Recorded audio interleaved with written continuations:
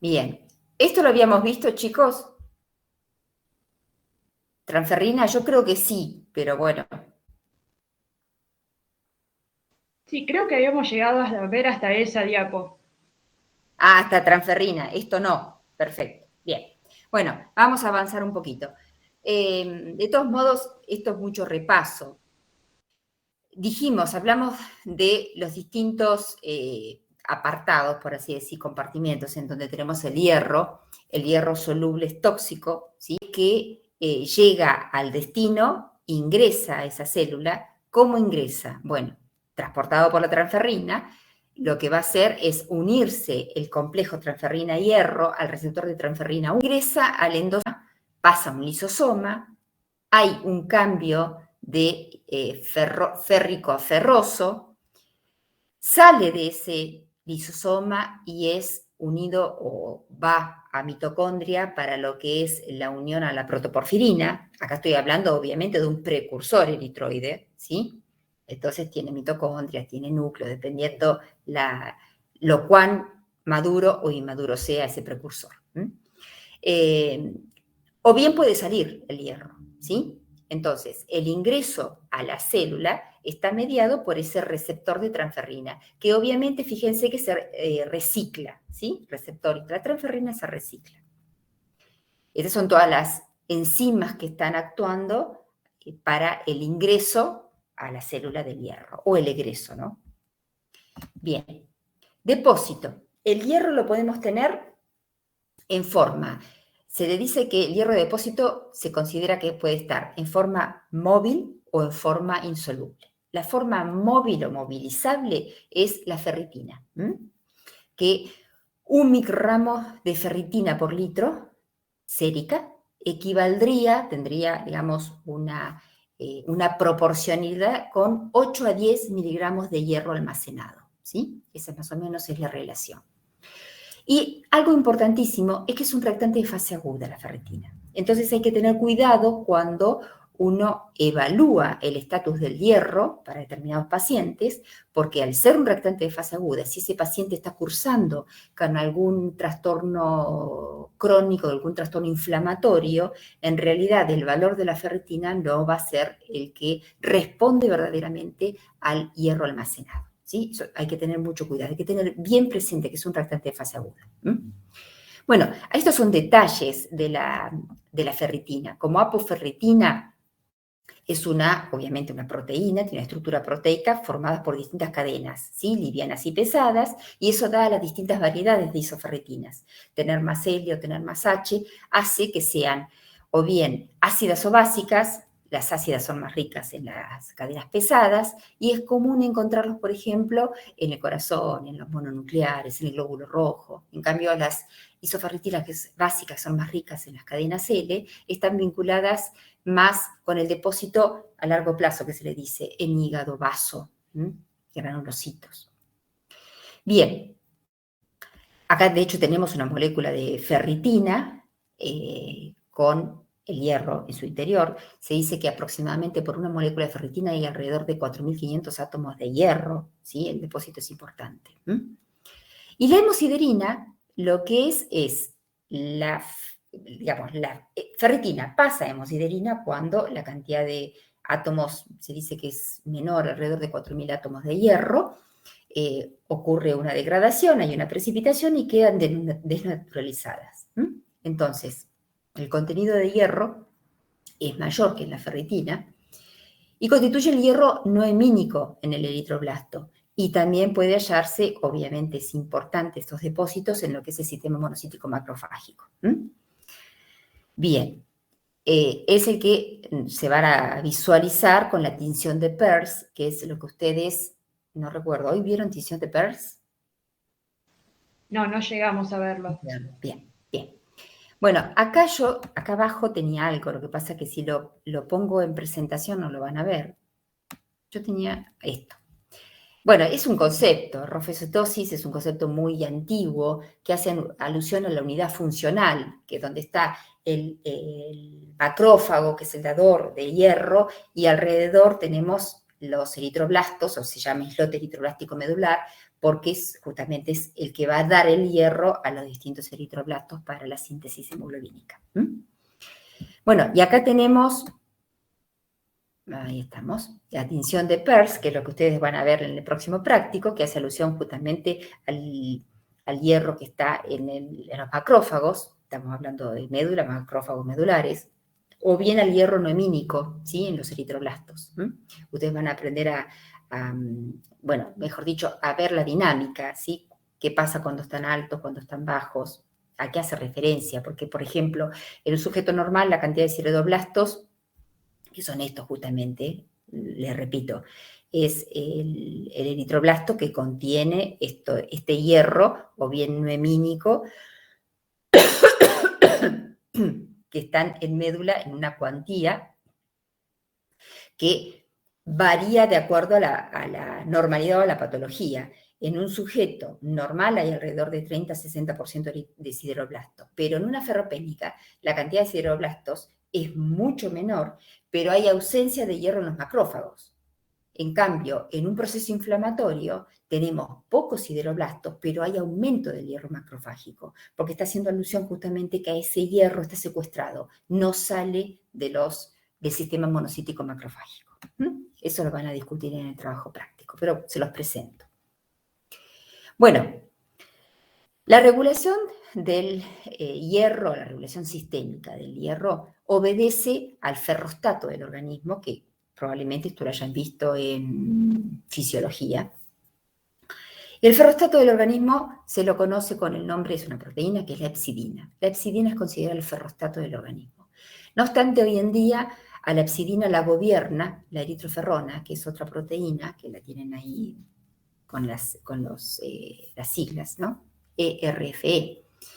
Y les pongo dos trabajos que están muy buenos. El primero es de Thomas Hans. Thomas Hans es el padre de la hepcidina.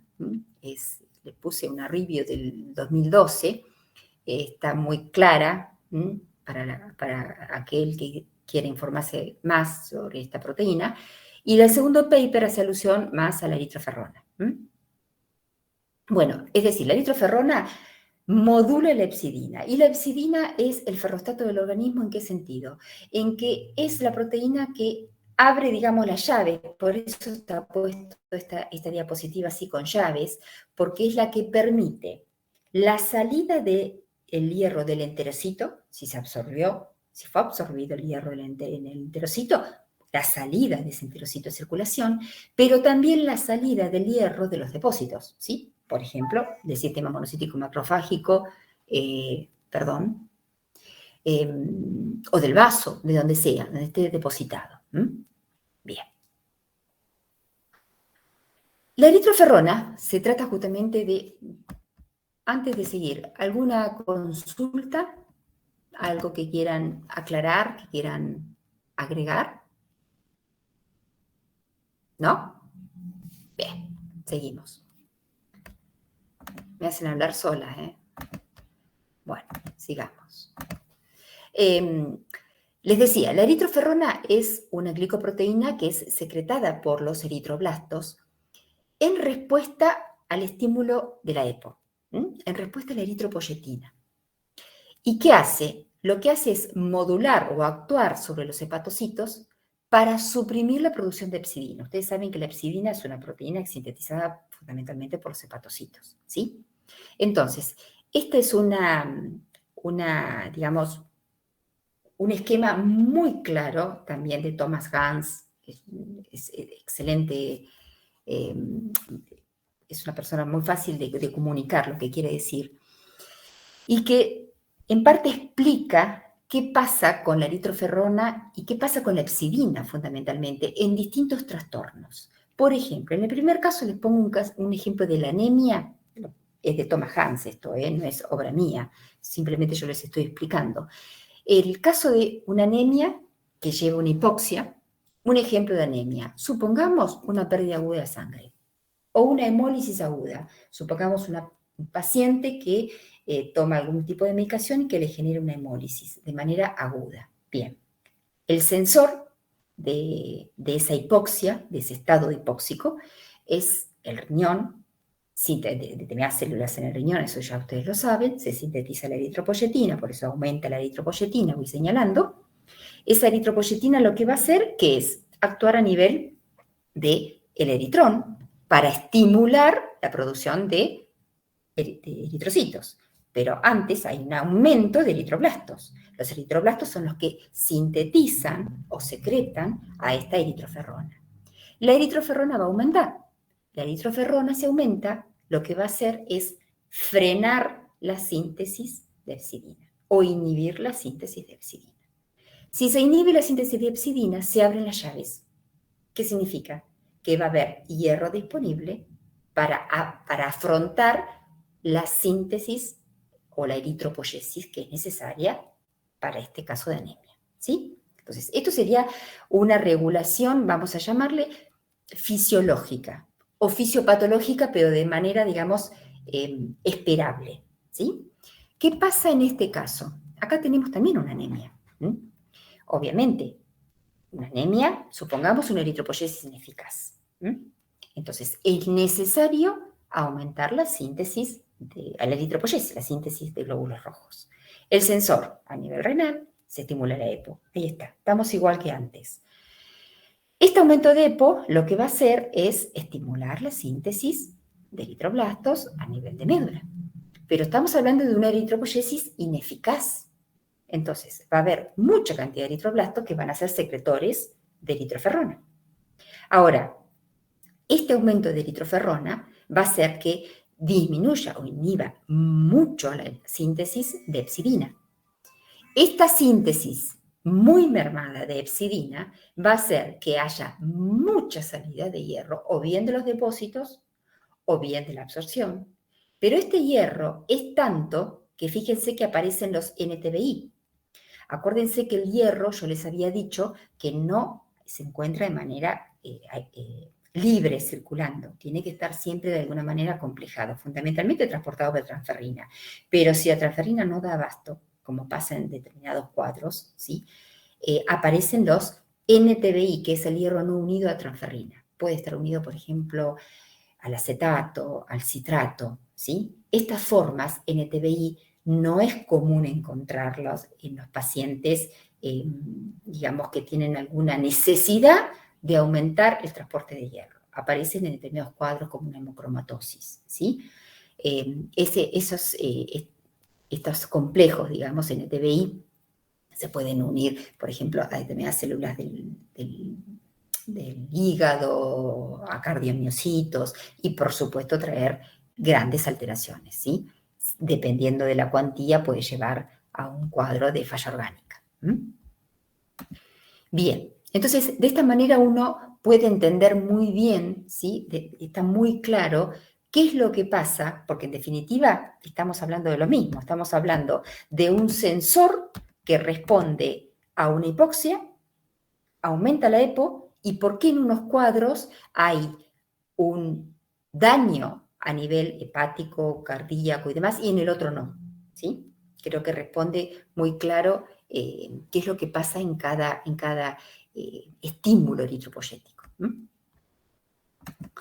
Bien, ¿alguna duda?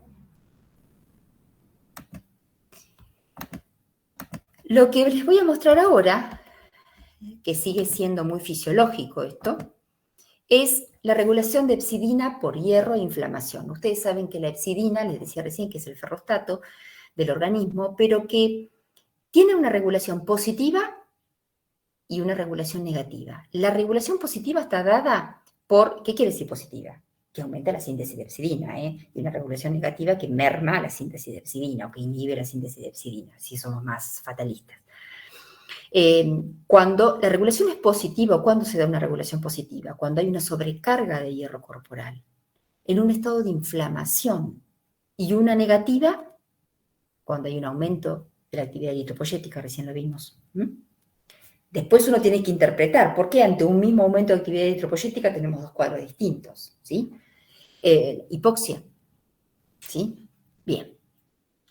Este mecanismo, o esta regulación, está también muy clara en el segundo paper, que si bien tiene sus años, está muy lindo para leerlo, ¿sí?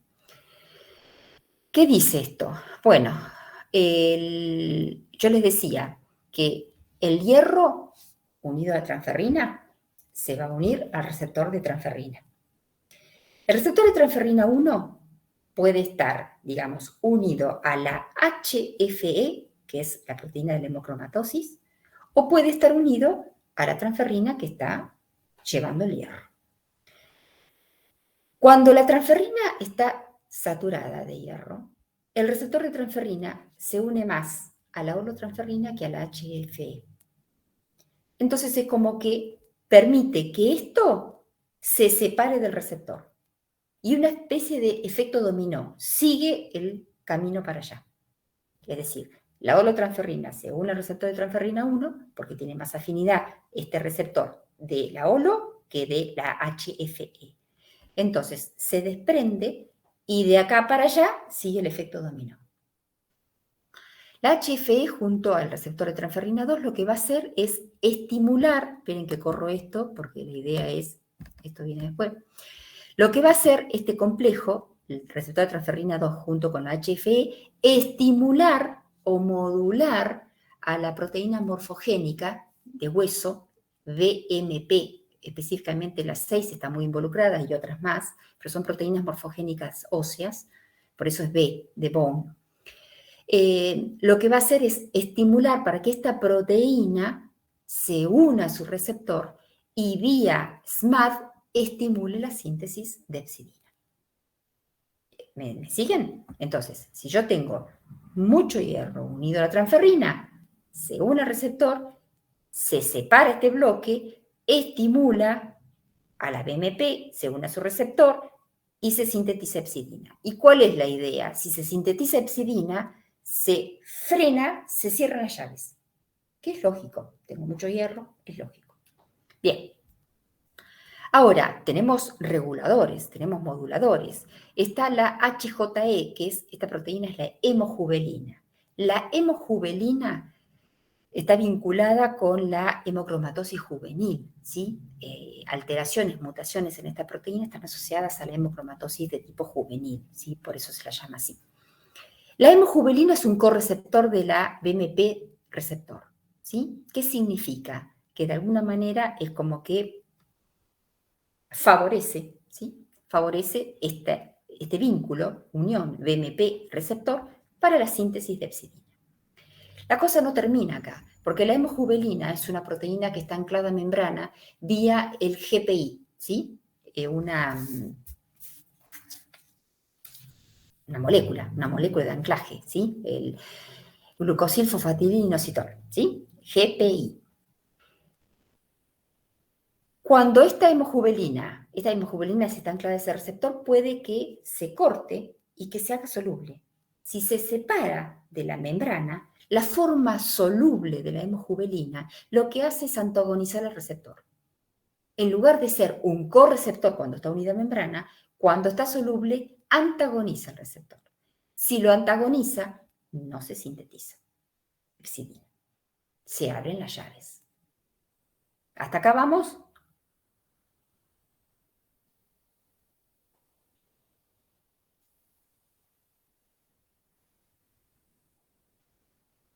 Chicos.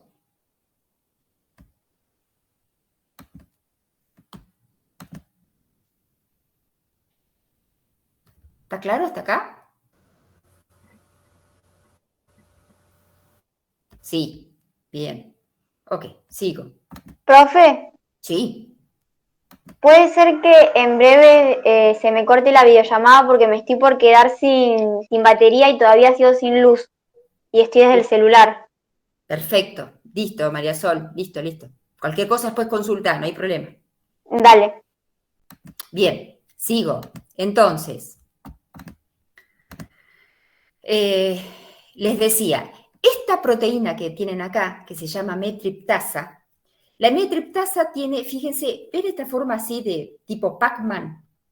Lo que hace la metriptasa es justamente cortar a la hemojuvelina.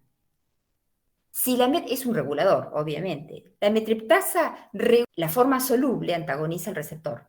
Entonces se frena la síntesis. ¿sí? Está regulando la hemetriptasa justamente cuánta epsidina se forma. Siempre hay muchos mecanismos de control, ¿sí? Es más, la neogenina, hoy en día se encontró la furina, hay muchas más proteínas que están regulando. Pero hay algo importante que esto estaba puesto acá arriba, así, ahí arriba, que dice justamente que se han encontrado mutaciones en el gen que sintetiza la hemetriptasa que están vinculados a la anemia ferropénica que es resistente al tratamiento con hierro. Estos pacientes se les da, son anémicos ferropénicos por supuesto, se les da hierro, no responden al hierro, pero tienen una particularidad, que tienen la epsidina alta urinaria, ¿sí? Es decir, no funciona el control, porque la metriptasa, estoy haciendo pavadas, la metriptasa, acá lo dice, es una proteína que regula, obviamente, que regula negativamente la síntesis de epsidina, ¿sí? Porque es la que corta a la hemojuvelina, ¿sí? Si hay una mutación, obviamente no cumple su función de regulador negativo y no cumple la función de actuar a nivel de la modulación de síntesis de epsidina. Ahora, los estados de inflamación, obviamente la interleuquina 6 está vinculada a los estados inflamatorios, lo que hace es unirse al receptor que está en membrana, en el caso de los hepatocitos, y por la vía JAK-STAT3 se estimula la síntesis de epsidina. La hipoferremia en realidad es un componente de la inmunidad innata, ¿sí? Lo que pasa, supongamos un paciente que está con un cuadro de infección, se supone que quitar la disponibilidad de hierro a ese paciente va a resolver que ese microorganismo no pueda subsistir, ¿sí? Por eso dice hipoferremia es un componente de la inmunidad innata. Esos son los cuadros, digamos, que están vinculados a una regulación positiva de la síntesis de epsidina. Y estos son los reguladores de la síntesis, de la no síntesis o de la inhibición de la síntesis, ¿sí? Un aumento, como les decía recién, de la actividad eritropoyética o un cuadro de hipoxia. Bien. Vamos a la anemia y acá ya tendría que terminar la clase. Les consulto. A ver si los veo. Les consulto. ¿Pueden unos minutos más quedarse o no? ¿Podemos hacer unos minutitos más? ¿Sí? Sí, sí. ¿Sí? Bien.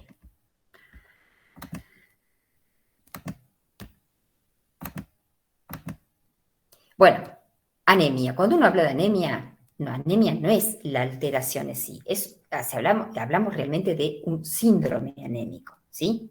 Es un conjunto de signos y síntomas. A esta altura yo creo que ustedes saben la diferencia entre signos y síntomas, ¿verdad? Un signo, digamos que yo lo puedo observar. Un síntoma es algo subjetivo, ¿sí? Bien, entonces acá está el conjunto de manifestaciones que tiene este cuadro, por así decir, este síndrome anémico. Bien, vamos a la siguiente. Criterios de clasificación. Tenemos el criterio fisiopatológico y morfológico. Cuando hablamos de un criterio fisiopatológico, ¿alguien sabe en términos de qué hablo de un criterio fisiopatológico? ¿En términos de qué variable?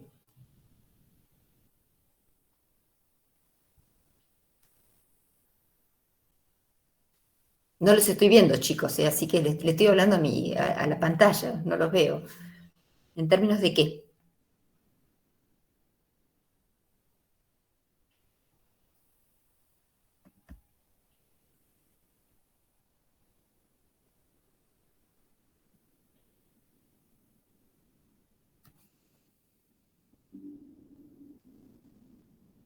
Ah, hola.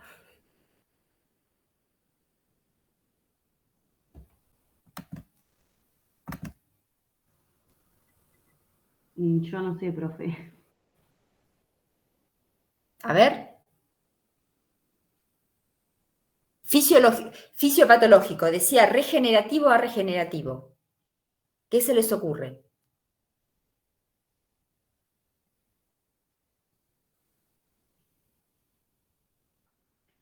¿Producción medular de qué? Si hay generación de nuevos eritrocitos, es decir, reticulocitos o no. en términos de reticulocitos. Yo voy a hablar de una anemia regenerativa o de una anemia arregenerativa, ¿sí? En términos del recuento de reticulocitos, correcto. Entonces, cuando es regenerativa, obviamente hay una regeneración eritroblástica importante acorde a la demanda, que intenta obviamente compensar esa falta de hemoglobina a nivel periférico, ¿sí? ¿Qué ejemplos tenemos de anemias regenerativas? Una hemorragia, una hemólisis, son regenerativas. Ahora, cuando son arregenerativas, es porque esa médula no es capaz de regenerar, de compensar esa falta de hemoglobina periférica, ¿sí? A través de una eritropoyesis. ¿Y cuándo se da eso? Y cuando tenemos una lesión en la célula madre, cuando tenemos alteraciones en la maduración eritroblástica. Bueno, esas son arregenerativas. Ahora, desde el punto de vista morfológico, ¿qué tengo? Y una anemia normocítica, microcítica, macrocítica, ¿en términos de qué? Digo que es normocítica, microcítica, macrocítica.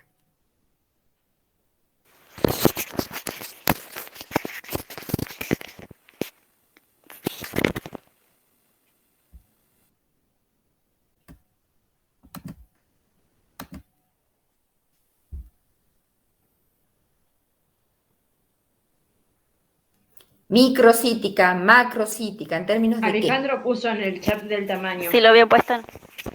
Si no me escriban porque yo no puedo ver, chicos. En términos del tamaño, correcto. Entonces, en términos de lo que nosotros ya vimos en la clase, en esta misma clase, pero antes, en la clase pasada, en términos de VCM, volumen corpuscular medio. Correcto.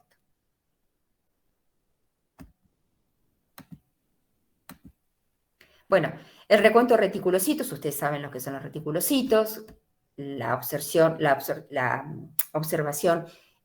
manual se puede hacer con la tinción supravital azul brillante de Cresilo, también se puede hacer recuento de reticulocitos, obviamente por citometría de flujo. Acá tenemos cuándo salen los reticulocitos, están un tiempo en médula y después salen en la periferia, pero estos días de maduración en médula y en periferia van a depender de la demanda, ¿sí? ¿Por qué? Porque el reticulocito todavía es capaz de sintetizar un buen porcentaje de hemoglobina. Entonces, si hay un decreto de necesidad y urgencia de ese paciente de transporte de hemoglobina, de oxígeno por la hemoglobina, bueno, ese reticulocito va a salir como pan caliente, ¿sí? Se sintetizó y sale a periferia, van a madurar más días en periferia, van a estar menos en médula, ¿sí?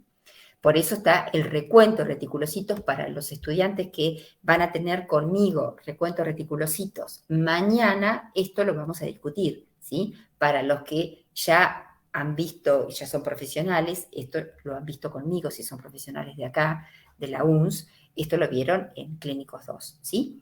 Hay una manera de hacer un recuento de reticulocitos que se debe corregir. Primero, el recuento de reticulocitos, si es manual, se hace contando mínimamente 1000 elementos rojos, mínimo rabioso. Si se hace por citometría, hay una gran ventaja por citometría porque cuenta muchos más elementos por segundo. Lo que se hace es contar mínimo 1000 elementos, se hace una corrección por el hematocrito. La corrección por el hematocrito es sumamente importante. ¿Alguien me lo puede decir por qué? ¿Por qué tengo que hacer una corrección por hematocrito?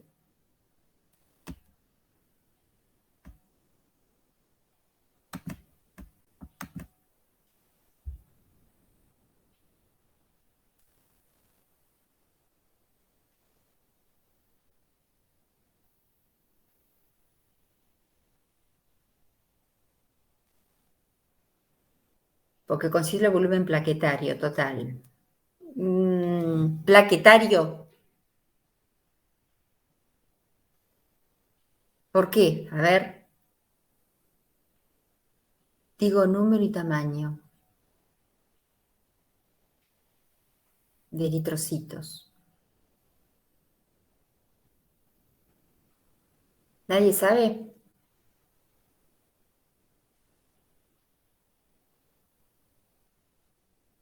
Si estás hablando, Tania, no te estás silenciada, no te puedo escuchar, ¿eh?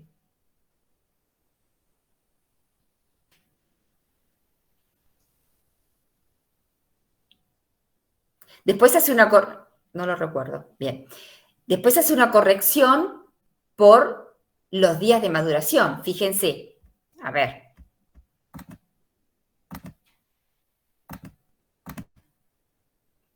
Primero una corrección por el hematocrito del paciente, ¿sí?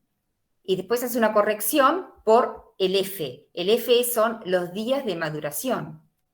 ¿Por qué razón? Porque lo que le acabo de decir, no es lo mismo un paciente que tiene una demanda urgente de reticulocitos, en realidad de hemoglobina para transportar el oxígeno, en un paciente que está muy anémico. Esos reticulocitos van a salir, ni bien se sintetizan a periferia, no van a madurar unos días en médula y después va a salir a periferia. No, salen directamente a periferia, entonces van a estar más días en periferia. Entonces se necesita hacer una corrección por los días.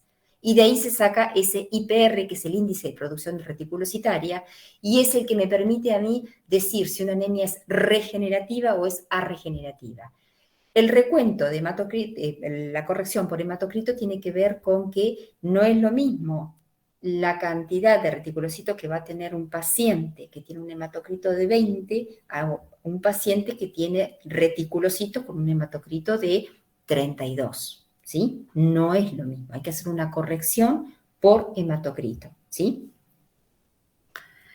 Bueno, a ver, seguimos. En las anemias regenerativas, dijimos por el criterio fisiopatológico, regenerativas y arregenerativas. ¿Cuándo voy a tener una regenerativa? Yo les dije en una hemorragia, en una hemólisis. Ojo, una hemorragia, ahí está puesto. La pérdida de 1/3 o más, ni hablar, pero a partir de 1/3 de la volemia, ¿saben qué puede pasar?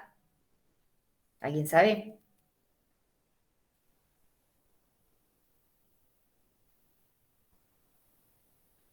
¿Ustedes saben cuánto es la volemia de un sujeto? Porque capaz yo les digo volemia y ustedes no saben, ¿eh?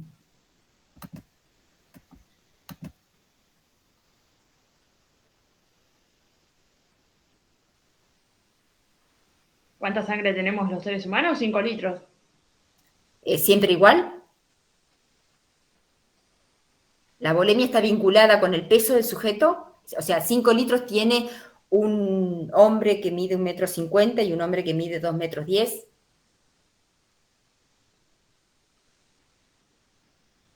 Está alrededor de 5 o 6 litros, eso no te lo discuto, pero la volemia está vinculada también al peso, ¿sí? Es un porcentaje alrededor de un 7-8% del peso, ¿sí? Un sujeto de 70 kilos, a ver, espera que hago la cuenta, 70 kilos el 100%, 8 por 5 litros 600 más o menos, ¿sí? La volemia está entre 5 o 6 litros y responde a un 7-8% del peso del sujeto. Bien.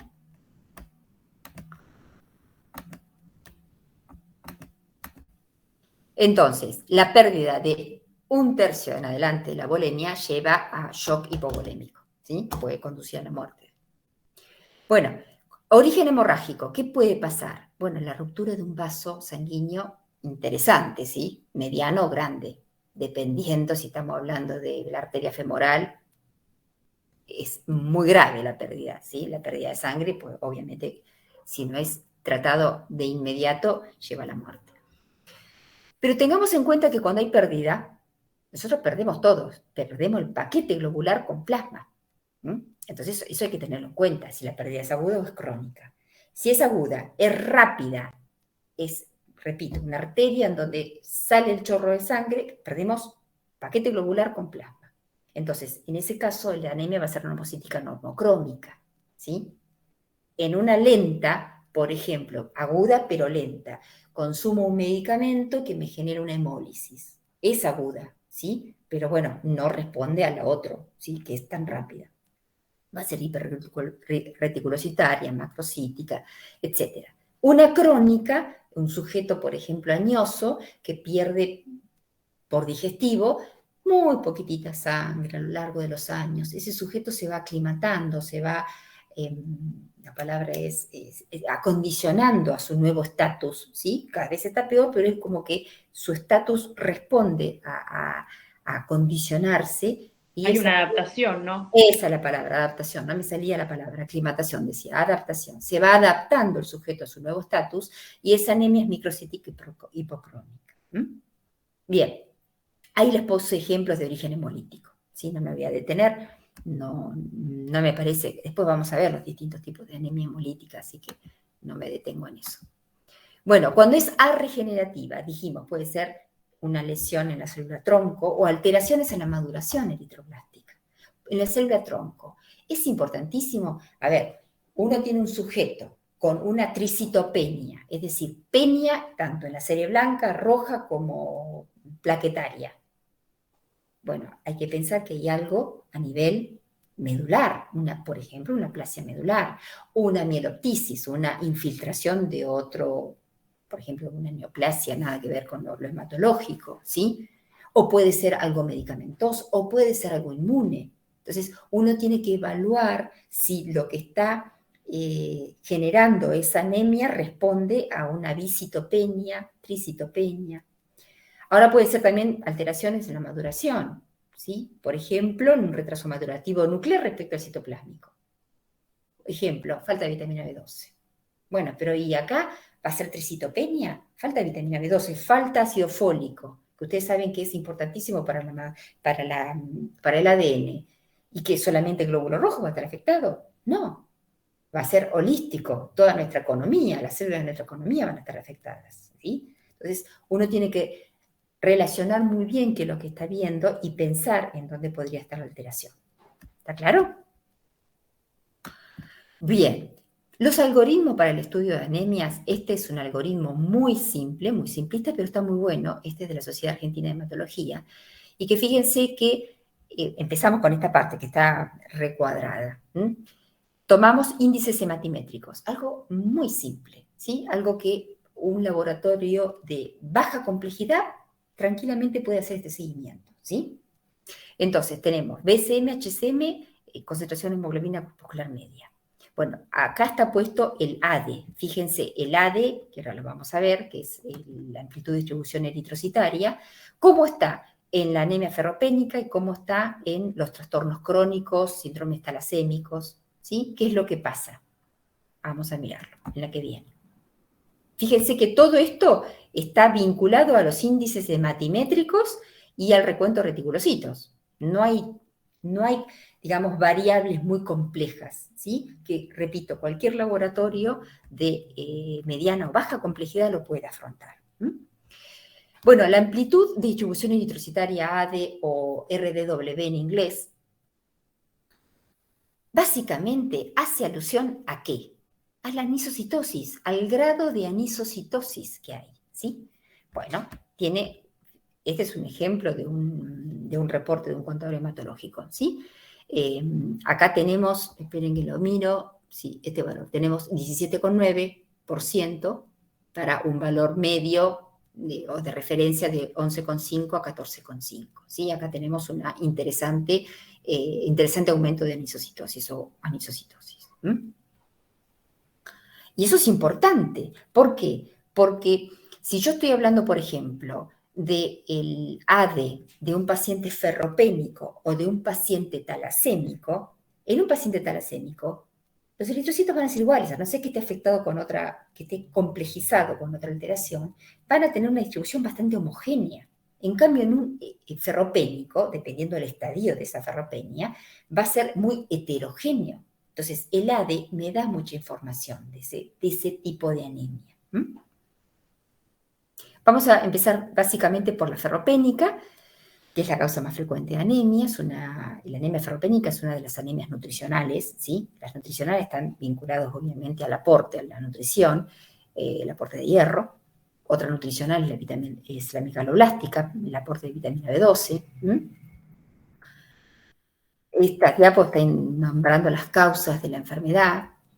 El diagnóstico es importantísimo, lo que es la anamnesis, el interrogatorio. Acá estamos hablando desde el facultativo profesional médico, hematólogo, pero nosotros como bioquímicos tenemos un rol sumamente importante y estos me lo pueden, digamos, lo voy a dejar de compartir, esto lo pueden reafirmar las alumnas que están ahora, que son o que están en un laboratorio, ¿sí? Es importantísimo que el bioquímico pregunte a su paciente mientras le hace la extracción qué está tomando, qué le pasa, algún síntoma. Es sumamente importante porque no siempre el médico tiene el contacto fluido con el bioquímico, entonces, bueno, el bioquímico es el que tiene que hacer preguntas, ¿sí? Para después estar tranquilo con lo que está informando, o si responde a lo que está informando, ¿sí? Porque muchas veces agarramos un paciente que su debut no lo hizo en el mismo laboratorio, que después hace el seguimiento, o peor, que hace la finalización de un tratamiento. Entonces, es importante que uno permanentemente pregunte. Seguimos.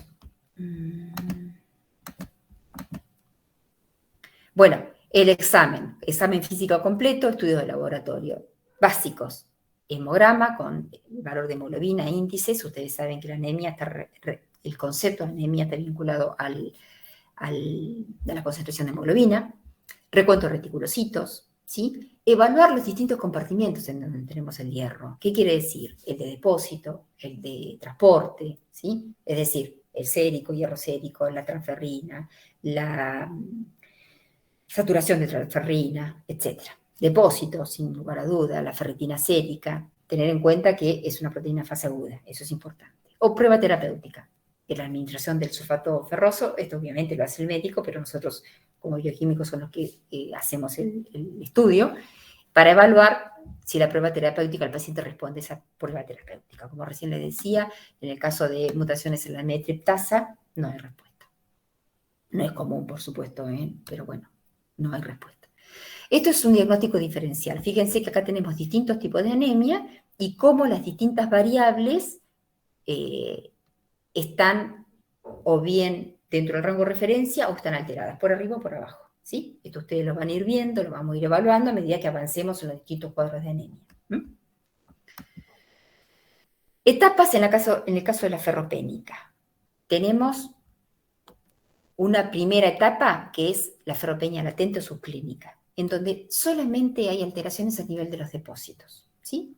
Entonces tenemos la hemosiderina disminuida, los sideroblastos disminuidos, las ferritinas séricas disminuidas, siempre y cuando no haya un componente inflamatorio, ¿sí? Pero fíjense que el resto, acá hablamos de lo funcional, la ferremia sérica o la transferrina, etcétera, etcétera, no están alterados. Cuando aumenta ese estadio de depresión o porreza, ya la eritropoyesis es ferropénica. Entonces, fíjense, tenemos lo de depósito disminuido, pero ya empezamos lo funcional. La ferremia está disminuida, el índice de saturación está disminuido. Todavía no está alterado lo que es la hemoglobina y los índices hematimétricos. Y después viene directamente la anemia ferropénica propiamente dicha, donde tenemos, obviamente, los signos y síntomas clínicos. La pregunta, ¿puede haber hierro sérico normal con transferrina disminuida, capacidad de unión al hierro baja, con ferritina alta? Sí, puede haber. Sí. Obviamente, cuando tenemos estos signos y síntomas, bueno, hay una respuesta cardiovascular y pulmonar compensatoria, ya empiezan a haber, digamos, signos y síntomas que responden a este cuadro de anemia ferropénica. Estos son valores de referencia, simplemente está a título informativo. Acá tenemos distintos grupos o cohortes etarias.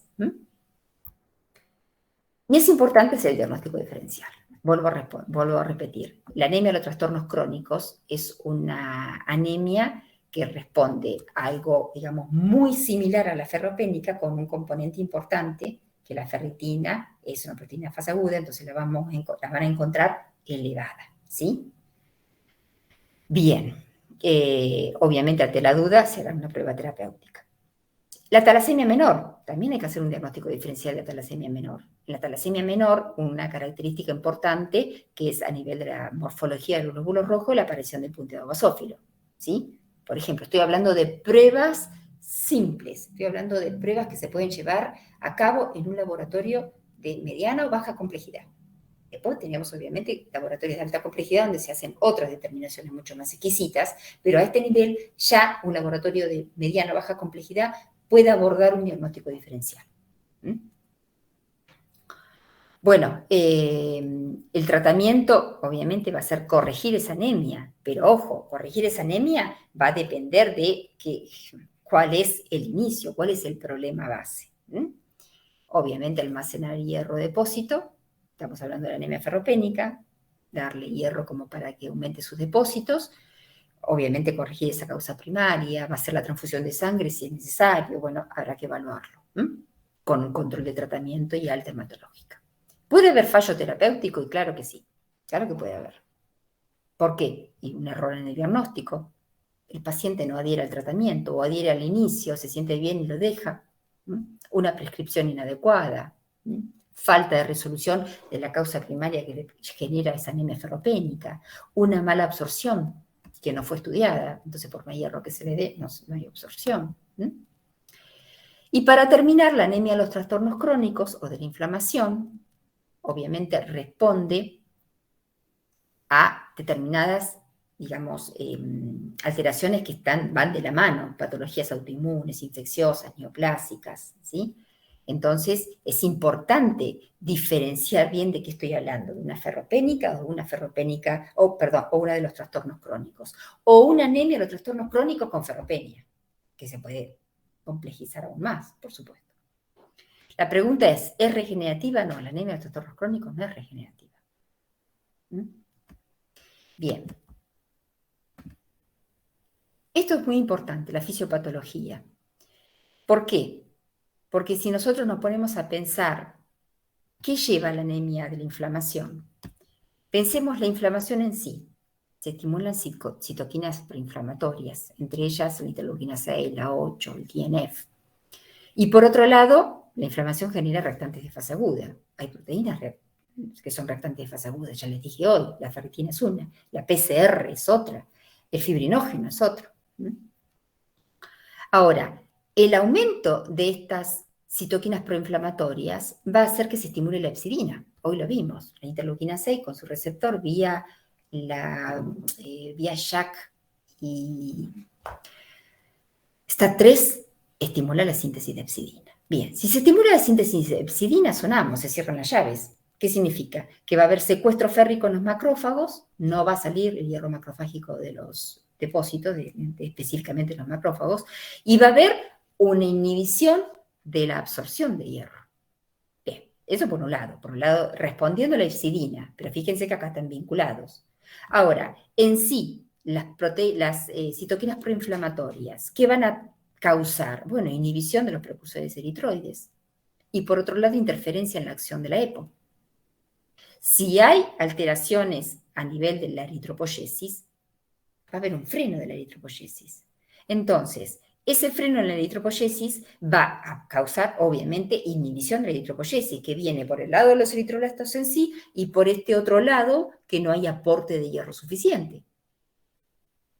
Este freno en la eritropoyesis, que está alterando justamente a los precursores eritroides, explica por qué disminuye la sobrevida de los glóbulos rojos en los pacientes con trastornos crónicos, ¿sí? De hecho, acá lo aclaré en algunos casos con pérdidas sanguíneas o hemólisis asociadas, dependiendo de qué trastorno crónico hablamos, por ejemplo, un autoinmune. Y esta es la anemia de los trastornos crónicos, ¿sí? Multifactorial, responde a varios factores. Esa es la fisiopatología de la anemia de trastornos crónicos, en donde la hepcidina juega un rol importante, ¿sí? Por lo que recién dijimos. Repito, es importante hacer el diagnóstico diferencial. El tratamiento, ¿cuál va a ser el tratamiento? No hay un tratamiento específico, hay que abordar la enfermedad de base. Obviamente, acá dice, en determinadas circunstancias puede administrarse EPO junto al hierro. Bueno, repito, hay situaciones donde hay anemia o trastornos crónicos asociados a ferropenia. Bien. Microscopía óptica. Bueno, esto lo van a ver con Ivonne, ¿sí? Esto que dice Maxwell, la sangre es pura y elocuente, es así, ¿sí? Si uno sabe mirar un frotis, puede visualizar muchas cosas. Por eso siempre les digo, esta es una materia dirigida a bioquímicos que pueden llegar a trabajar en un laboratorio de baja complejidad hasta uno de alta complejidad. La microscopía es hacer un frotis, una tinción y mirar el microscopio, nada más, ¿sí? Entonces uno tiene que aprender a ver lo simple, Primero, lo normal, saber qué es lo normal para entender lo que es anormal. Bueno, esta anisocitosis que tiene que ver con el V, ¿con qué? A ver.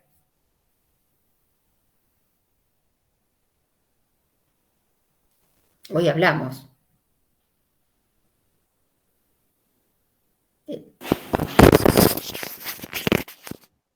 El AD. Exactamente, correcto. La hipoquilocitosis, variación en la forma de los glóbulos rojos. Obviamente, ustedes hicieron un extendido en donde usaron un agua de pH muy alcalino, usaron un agua de pH muy ácido, o demoraron la sangre, ay, al día siguiente me olvidé de hacer el hemograma, lo van a querer hacer, aparecen formas, obviamente, que tienen que ver con que esa sangre está envejecida o que esa sangre no estuvo al resguardo de las condiciones que tiene que estar, o lavaron con agua que no corresponde al pH necesario, o sea, hay muchos factores que pueden generar error, ¿sí? Pero si ustedes hicieron un extendido como corresponde, con la tinción como corresponde, y ven un eliptocito o ven pocos esferocitos, bueno, tienen que siempre cotejar lo que ustedes están viendo en el microscopio con la tinción como corresponde, con el reporte que les da el contador hematológico, ¿sí? Bueno, los conceptos estos ustedes los van a ver con Ivonne, creo que acá no queda más, y la bibliografía sugerida es la que ustedes tienen ahí. Bueno, chicos, ¿preguntas?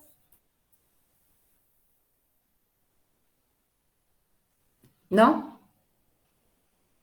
Bueno, los agoté. Disculpen que les robé media horita, pero les podría haber dejado la clase grabada, pero repito, no, muy buena clase. Gracias, Jorgelina. Considero que es mejor esto. Aunque no hablan nada, no me dicen nada, no me dicen aunque sea repetí algo. Bueno, vayan a cenar. Listo. Chao, chicos.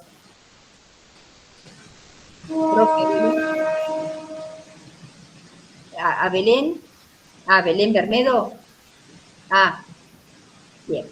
Bueno, chicos, nos vemos el viernes. Chao, hasta el viernes. Chao.